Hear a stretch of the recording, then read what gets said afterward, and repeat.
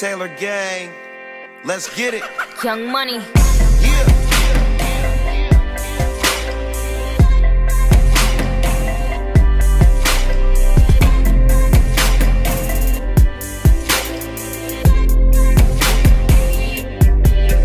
There's some people coming with me and I know who they are.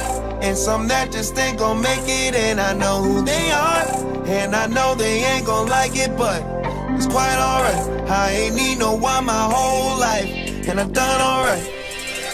I can't do bad by myself. These days you never can tell, except the people who've been with me and they know who they are. Yeah, they know my true colors and they see what they are.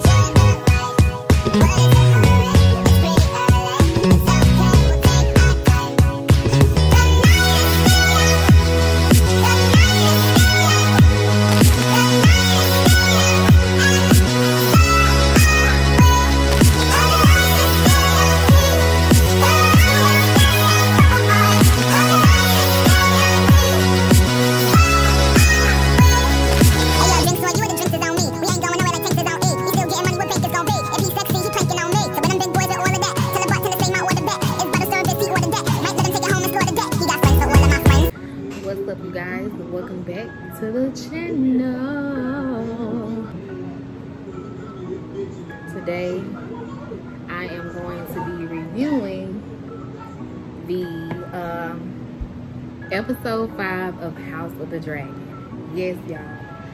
So let's just say this episode to so many, because I, kind of seen a lot of feedback off of this episode, and I'm kind of running late because I would have did this early on, but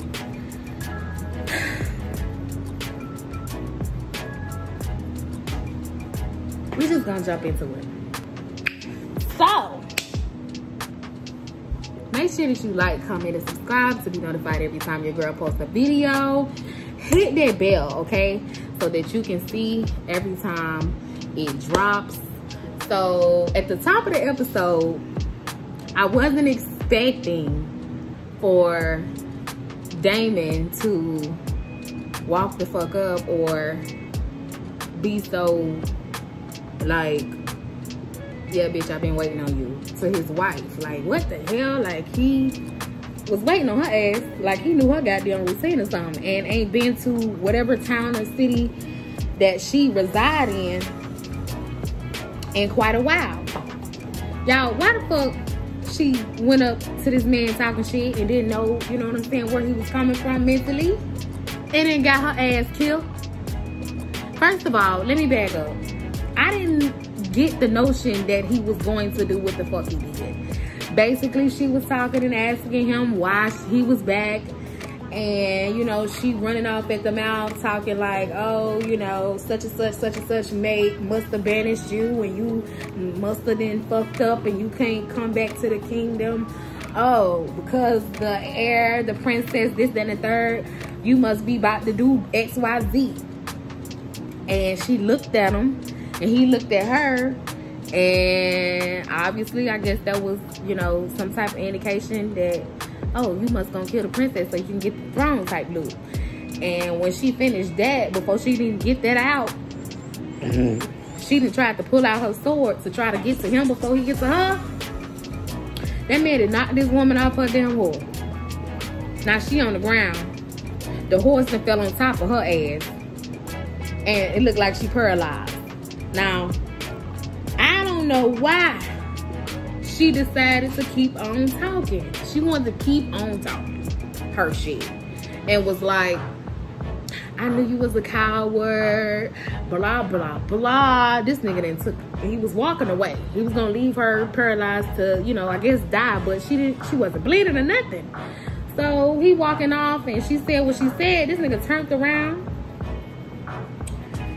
picked up a rock, big ass cluster of a rock, about this big, and they went over there and they cut it off. Next thing you know, they showing, I'm sorry y'all, I just got out the shower, I washed my hair, and it's itching real bad because it's drying up.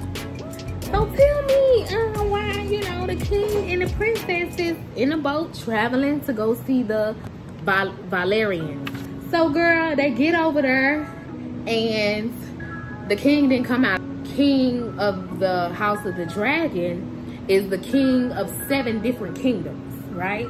The reason for them coming was to give them a proposal, and the proposal is, okay, let's go ahead on and join our families together.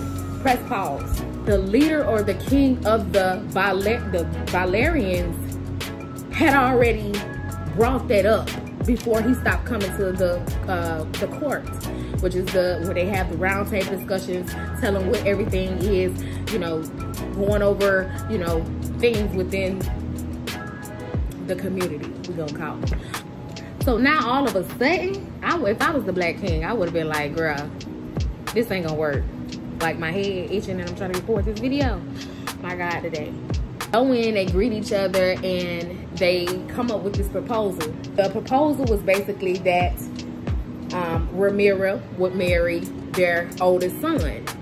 Well, his name is Sir Colin. Sir Colin is the Black King of the waterfront. So he was like, my only request is that the Queen takes our last name.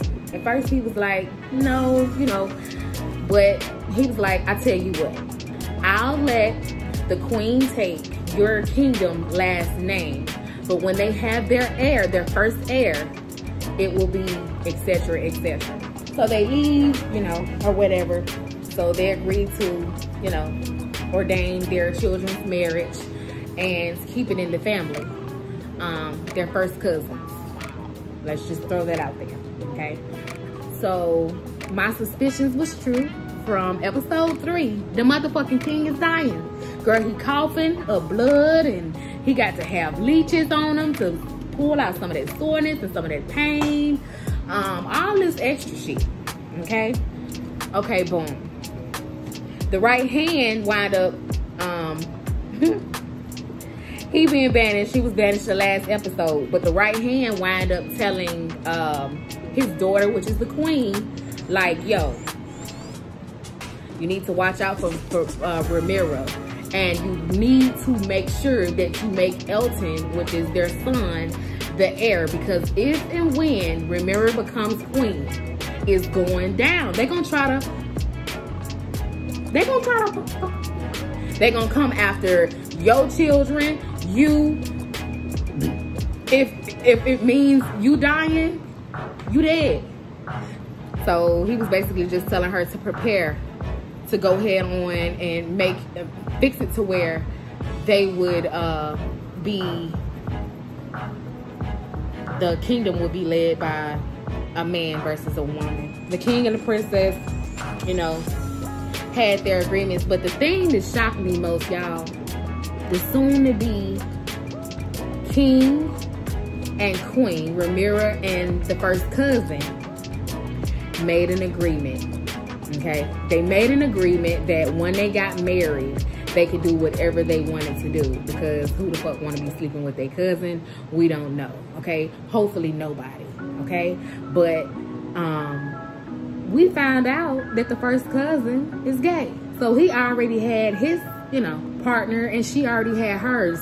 She is in love with Sir Kristen, which is her right hand, her protector. On the way back and everything like that, he came to her, her right hand, the nigga that she slept with. He came to her and was like, I got a question. Would you sacrifice the kingdom if that means that you can spend eternity with me in freedom?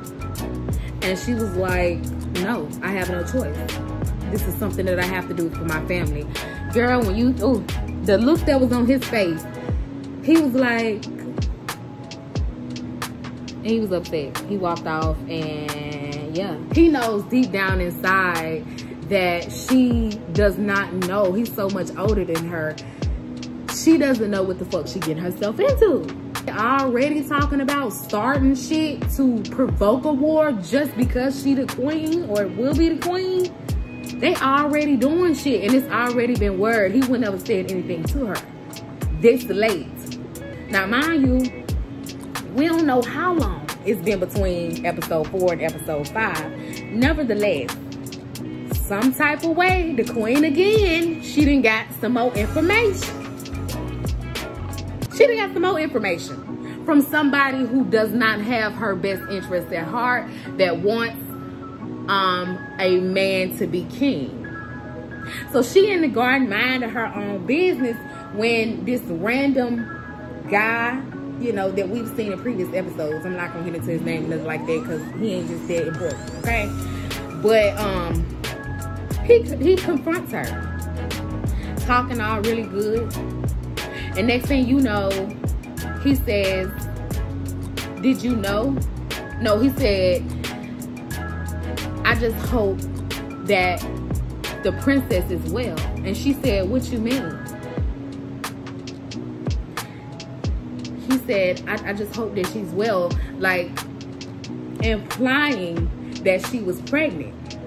Child, why this motherfucking man tell this woman that the doctor was sent by the king to go deliver her a specialty? Now, her dad, the queen's dad, which was the previous right hand of the king, then set up her and told her, oh, you know, she did do something. I feel like the soldiers and the footmen that work for the kingdom, specifically for the kingdom, like servants and shit like that, be running their motherfucking mouths. Because how the fuck would the right hand know if he wasn't there? Unless somebody saw something that didn't make sense or didn't add up. Child, why the fuck this man, the daddy done told this girl that she wasn't innocent, that she lost her innocence? He said something too. Child, then after that, the man just randomly was like, oh, I hope that she okay. What the hell? Girl, so you know that fueled her gears. It was at, you know, kind of like manipulating her so she can go ahead on and take action and start the war before it actually happens, so that she can be, girl. So after then, what happened? So they have a gathering to celebrate, you know, the union of the two kids or whatever, and everybody is coming up to the king, Rhaenyra, the Valerian soon-to-be husband, and the queen and everybody like that, saying, you know, so, you know, happy for you and congratulations. One guy said something out the side of his neck though, like, you know, something, but, you know, they was like, thanks for coming, David. Like that. I was like, oh, okay, period. You see the shade and you threw it back, period. So, yes, girl. Tell me why Damien showed up. I don't know. But he showed up, bitch. Came and sat down in the front with the family as if he didn't just kill his motherfucking wife. And her cousin that was at the beginning of the episode wound up being there and confronting him. And was like, where were you? You ain't said, ain't nobody seen you, ain't nobody heard from you. Your wife just died. That was my favorite cousin, and blah, blah, blah, blah, blah, Skippy. He was like, oh, sorry for your loss. By the way, because I was like, what? He said, because the heir, we didn't bear any children and we didn't have any heir. Everything that she owned or whatever passes on to me. And he was like, the cousin was like, got myself in some shit. So boom. So then the Valerians walked in and, you know, they sat down and, you know, everything was going smooth. So the king starts to make his goddamn speech, y'all. He started making this grand speech. Mind you, the queen went at the table yet. But I'm just telling y'all, like, you know how you have a wedding table of these party. It was set out like that. However, the queen wasn't sitting down yet. the husband asked her, the people, like, where's she at? Blah, blah, blah. Blah, blah, blah. So, when the Valerians walked in, they sat down. Their family sat on this side of the table. The king, the dragon people sat on this side. Everything going great. So when the king started to make his speech, back to that part. So when the king started making his speech, here come the bitch, the queen, with this green on. Now, you know the House of the Dragon color is red. This bitch got on green. So somebody wound up saying, one of the guys that said something to her about the pregnancy is the same nigga that said something to the king and the princess. Smart remarks and shit. Oh, what colors does the lighthouse shine where it's something, something, something? And somebody said green. That is the color of war, that represents war. This bitch trying to start a war. So, goes on, they start dancing and stuff like that, and boom, boom, boom. You know, I just told you that the damn Valerian son that the princess is supposed to be marrying is gay. Okay, he his whole nigga there. Okay, now, of course, the princess nigga is there. They ain't broke up, he's just mad at her. So, long story short, everybody having a good time. All of a sudden, there started to be this chaos. What happened was the boyfriend and the girl boyfriend. The boyfriend said something to the girl boyfriend. Pissed him off. He let him slide. I'm going to assume he kept talking, because the girl boyfriend then got the fight, whooping his ass. It's a crowd, so you really can't see. It's in the middle, and everybody is dancing around and shit, and people getting shoved and hollering and doing this and that. But they still ain't nobody back the fuck up, right? So they in this circle, and the girl boyfriend just, he done whooped his ass so bad, y'all. His face is bashing. You can't even see his eyes, nose, or nothing. He dead. He dead. Okay. In the mix of, let me go back a little bit. In the mix of dancing and stuff like that, the princess and his damn uncle got to talking. Damien and Ramiro got to talking, and basically they was talking. And she was asking him and questioning him, why you here, this, that, and third. And basically he was like, you know why. Okay, you know why I'm here. She was like, well, why you just won't, before we get married at this time, why don't you just meet me at the courthouse and just take us away and we can go ahead and get married? And that's when the fight broke out. So after the fight broke out, everybody left. Excuse me. The boyfriend was down there crying. He just, oh no, mind you, he's supposed to be marrying this woman. I don't know if his parents knew that he was gay or not. None of my business. Excuse me. And it looked like about dawn, and it was just, you know, the intimate family. So the queen, the king, Ramira, her soon-to-be husband, the Valerian husband, and his wife. That's it. And the priest married them right then and there. Now, the girlfriend, Ramira's right hand, that's the girlfriend, the boyfriend, girlfriend, okay? Y'all with me? Then tried to kill himself. Cause he done beat this nigga to a pup, bitch.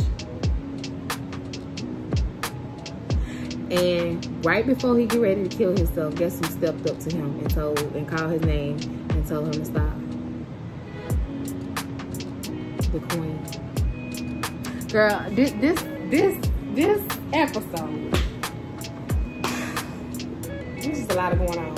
Obviously, I wish I could have explained it better. My head in 17 different places, but all in all, the juiciest part about it is, I just felt like the juiciest part was when the queen finding out all this different information and her not realizing all this time she had been being manipulated by her dad. Every fucking single time he uses her as a fucking pawn to get what the fuck he wants. Every time. And so it irritates me because she doesn't see it,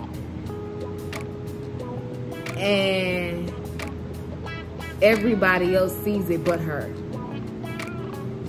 Like, But I can understand why she is going with the flow, because she's like, I don't want to die. I don't want my children to die. She got like 3 kids, y'all.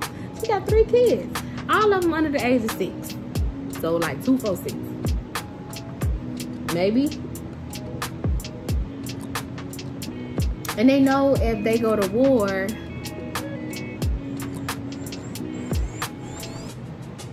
Ramira, the princess, is going to be more inclined to protect her husband and her children and her family before she protects. Because you ain't the queen no more. I'm the queen. I'm taking your position. Now you just live here. So, that's the end of the review. Thank you guys for watching. Make sure that you like, comment, and subscribe to be notified every time your girl posts a video. And just know that I love y'all. Keep me in your prayers. I really appreciate it. Until next time. It's what you came for. You get what you made, it's what you pay for. So make sure the stars is what you